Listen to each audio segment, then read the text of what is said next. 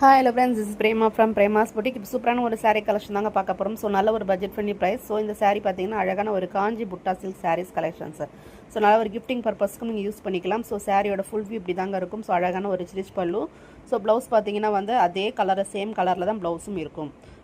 So இந்த சாரியோட price பார்த்தீங்கன்னா 1950. பிடிச்சிருந்த ஸ்க்ரீன்ஷாட் எடுத்துக்கோங்க. 9500000829 நம்பருக்கு நீங்கள் வாட்ஸ்அப் பண்ணலாம்.